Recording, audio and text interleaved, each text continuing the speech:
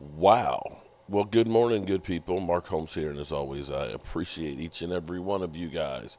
Before I do my morning video here, we actually have some breaking news. Wow. Um, the federal government has been funded, and along with that, the Senate passes the RFK bill. The RFK bill, for those who don't know what we're talking about, the Commanders, formerly the Washington Redskins, played from the early 70s until 1995 at RFK Stadium, which was in Washington, D.C. That stadium, which is known as a cookie cutter stadium because it was a dual purpose. It was baseball and football, and used to rock like crazy, literally, because the bleachers were movable, and so when the stands started stomping, they would literally bounce and move all over the place. And when Dan Snyder was talking about having a new stadium, he wanted to literally make the stadium be able to bounce as well. That was one of his ideas, along with putting a moat around it. So there's that. But the federal government, because Washington, D.C. is owned by, or basically managed by Congress, they know D.C. did not have the use of the stadium or the rights to go ahead and say, we're going to do blah, blah, blah, blah.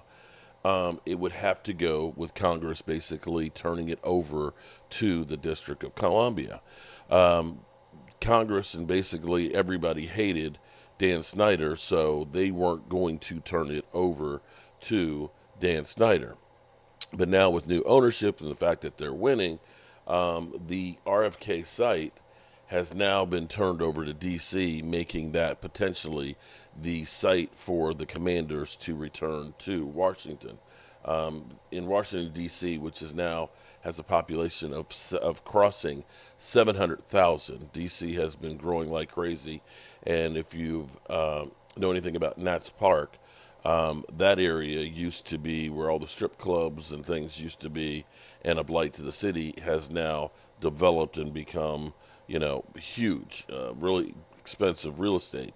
And they're probably looking for the RFK Stadium site and the surrounding neighborhoods to grow like that as well. So look for a new stadium coming to the Washington, D.C. area. Congratulations, Commanders, on that, because Lord knows you got the worst stadium in the NFL that I still don't know if it's going to be able to hold up until the new one's built. I'm Mark Holmes, and I'm going to go make my coffee now. Peace.